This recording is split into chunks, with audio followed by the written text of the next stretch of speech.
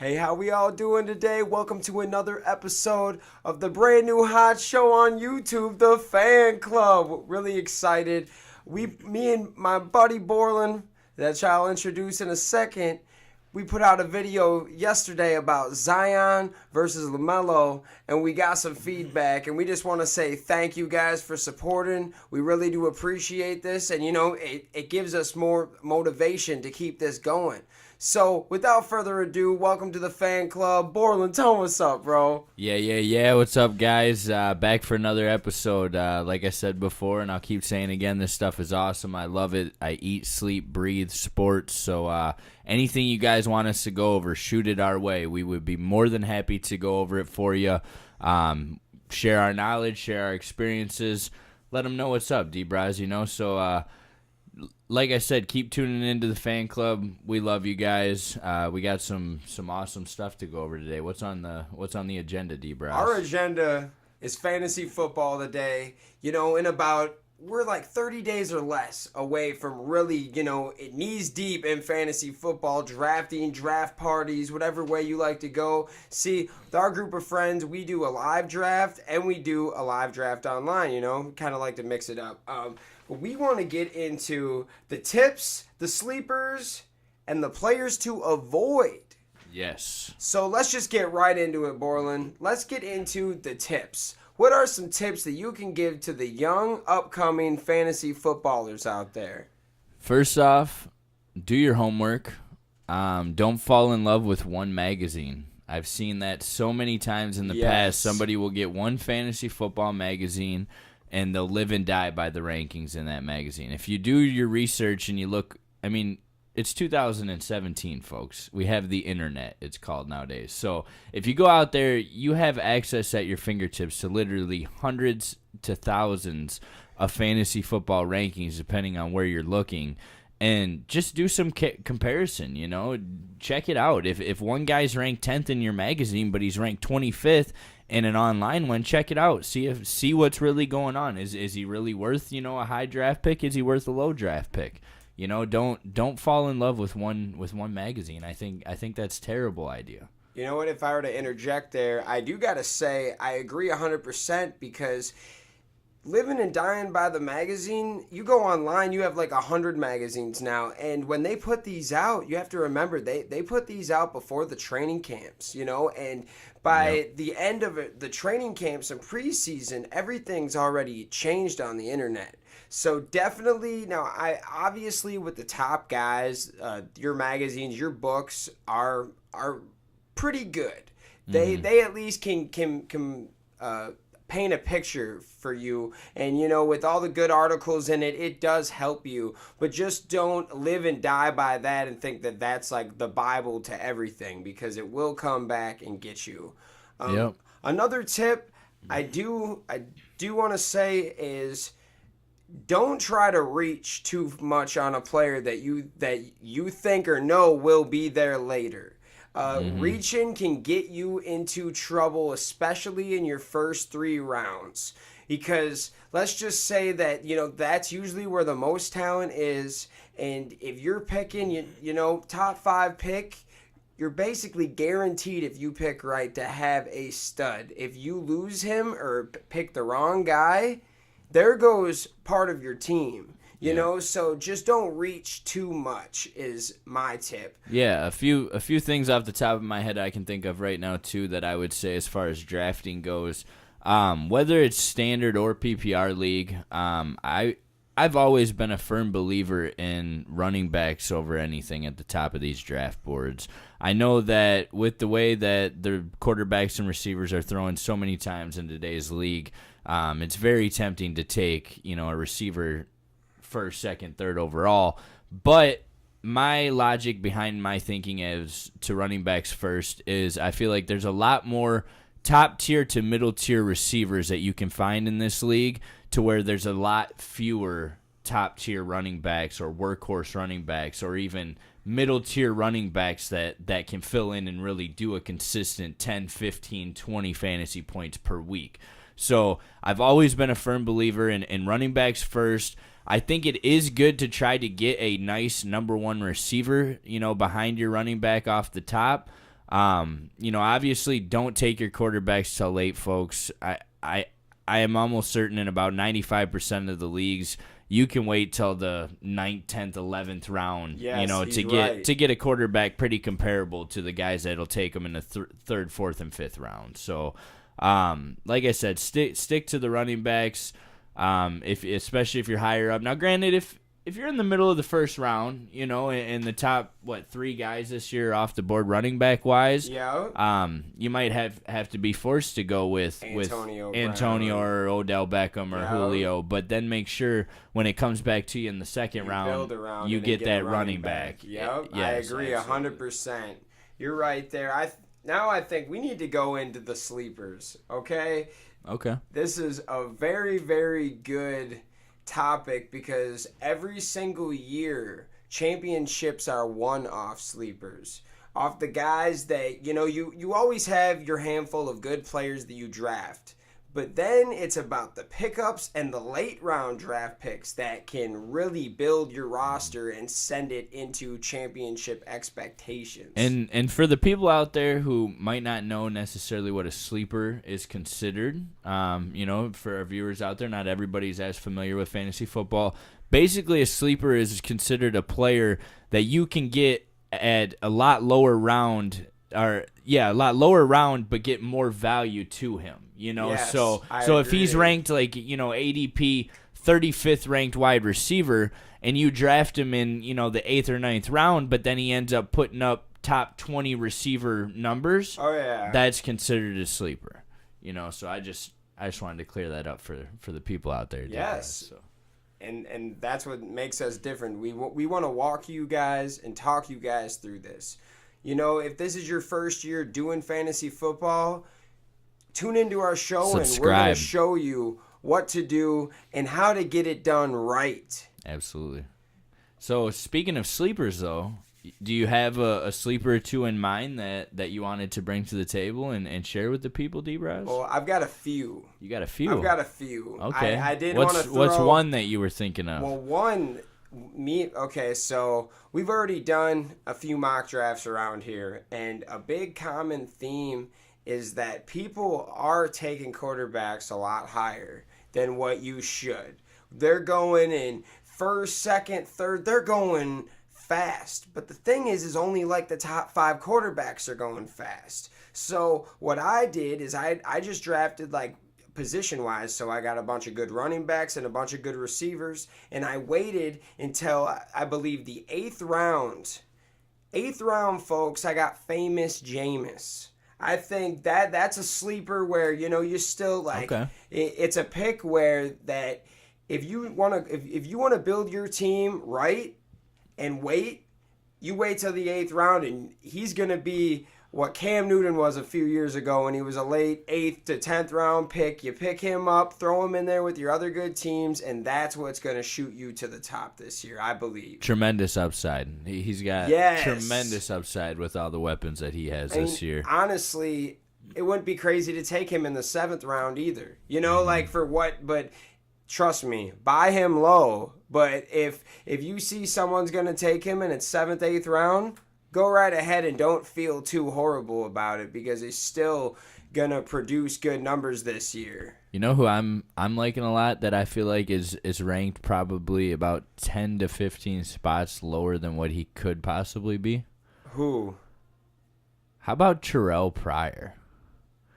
In Washington, with Kirk Cousins, he's basically the number 1 receiver there. There's no Deshaun Jackson. There's no Pierre Garçon. He's battling with Jamison Crowder, basically, and Josh Doxson. Yeah, but... Okay, so, he's the guy 6'6". He's a freak. And look at the numbers he put up last year with the quarterbacks he had in Cleveland. So right. I feel like he's what, probably 15 to 25, 30th ranked in receivers range right now, depending on where you look. I think he has the potential to crack the top 10. Mm-hmm. I really do. He's had a few years under his belt now as a receiver, running routes, breaking coverages, understanding coverages, and Kirk Cousins, he's one of the best in the game at getting the ball to the receivers. So, okay, I've got another one receiver-wise. Now, this is kind of... he's still probably going to go in the 4th to 5th round. But this guy, he was a first to second round pick last year and had a fall off year. And I'm a big guy. I know your value. You know what I'm talking about? I believe so.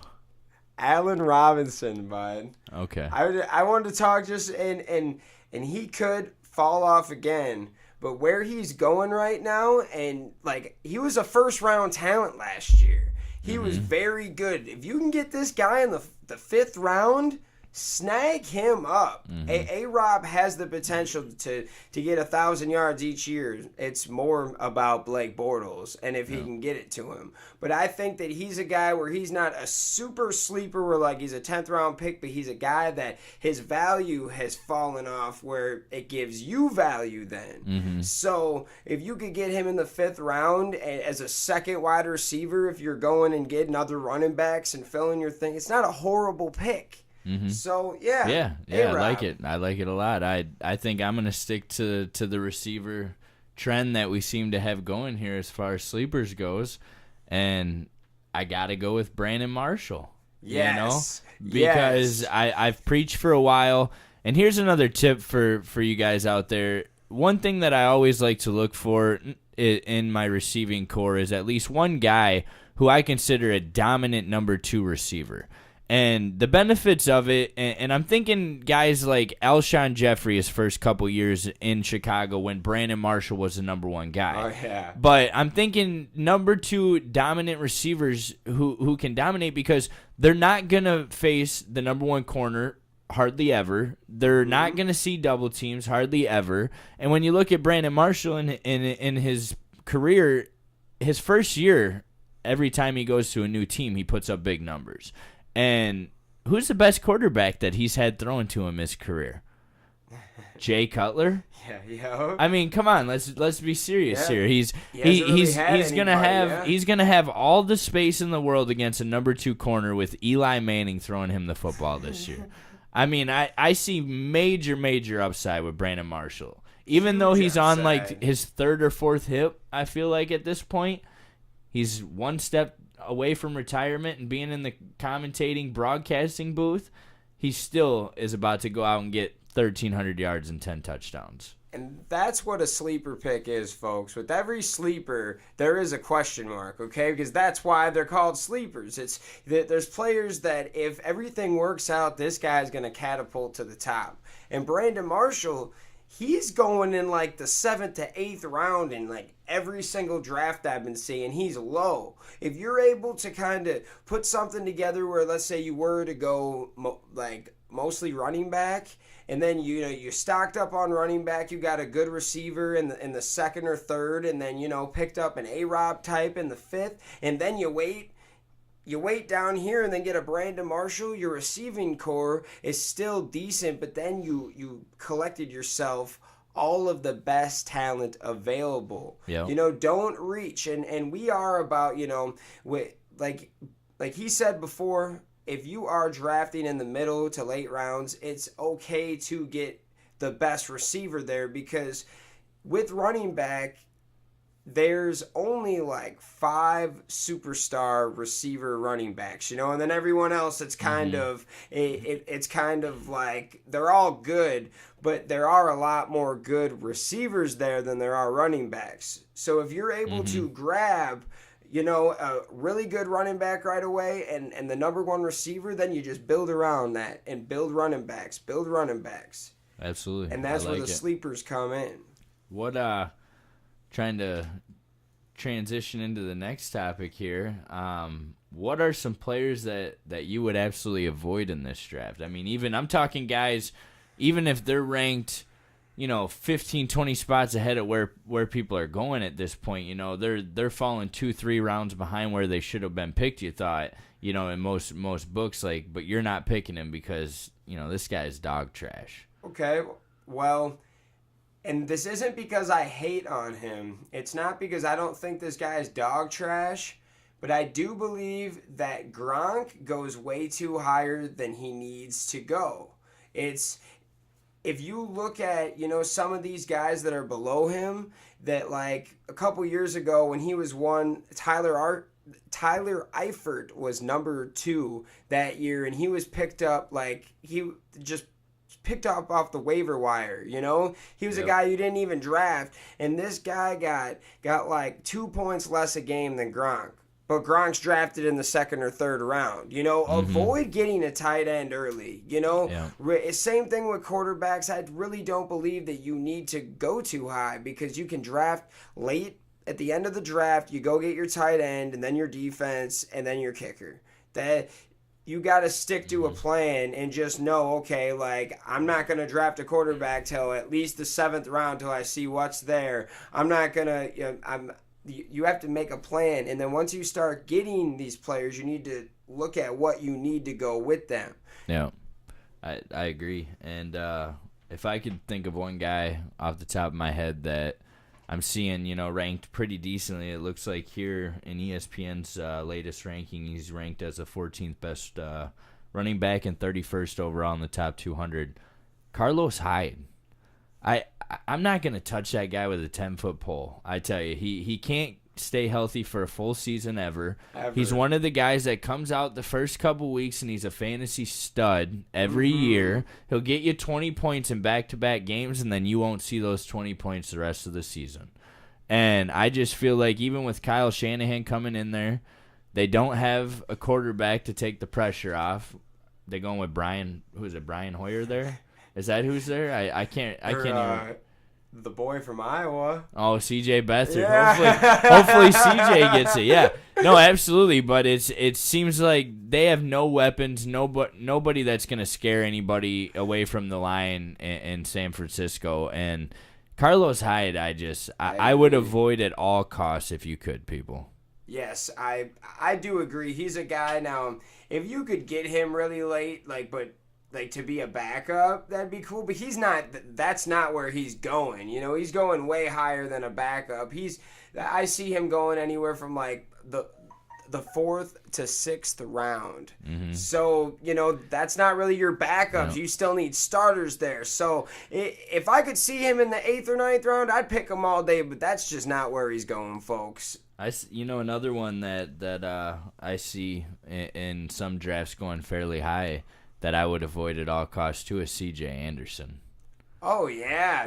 With Jamal Charles coming in, I mean, if Jamal stays healthy, he's going to take that job and run with it. Dude, and C.J. Anderson won't see anything. That Devontae Booker is good for at least the third down plays. Very, very good player. He knows what he's doing.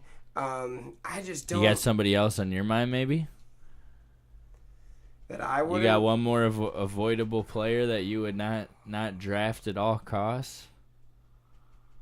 I don't know. There's a few players that I'm thinking. Honestly, you kind of talked about it, but anyone from the 49ers, I think, is going to be a bust this year. The Rams.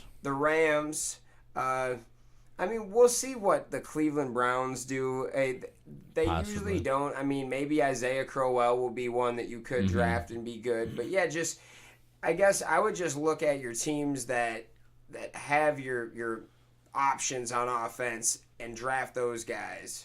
And I tell you what, guys, if I had one more tip now that I'm thinking about it, before we wrap things up here for the day, I've preached this to my close friends before. Do not draft the preseason superstars. Don't go out of your way taking a guy way higher than what he should be, because he had 1, 2, 3 nice games against practice squad potentially players, releasable players, Canadian Football League possible players. That they're not proving much, in the preseason going off for a big game. I mean, I've seen way too many times in the past people waste high draft picks because of a guy having 1 or 2 really good games in the preseason. Pay attention to the preseason. Take your notes. Yes. Cipher through it all and make with it what you can. Obviously there are some guys that go off in the preseason that are studs. I'm not telling you to completely stay away from them. Just do your homework before you go drafting them. Yep, and another thing with the preseason is there are so many different journalists that represent each team that do try to hype up their players, not only with the reports, but also with the way that, coaching, they're like, okay, we're going to give you the ball today, bud. We're going to see if you're going to be any good. And they're going to throw this kid, some no-name, the ball like 15 times to see what he'll do with it. And sometimes they go. Sometimes it goes really good. Sometimes it goes really bad. But at the end of the day, I think you need to look at the starters that each team represents and look who's really there, because the preseason it's practice. It's like the D League. They're trying to get all these backups in.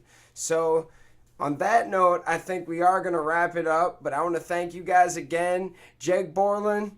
Yeah, thank you guys very much. It's always a pleasure to be here. Like I've said, and I'll keep saying it again, if you guys have anything at all you want us to talk about, shoot it our way. And please like, share, subscribe. We love all the fan support. We love doing this for you guys. And I'll wrap it up like every show. Don't sleep on Leonard Fournette. Never.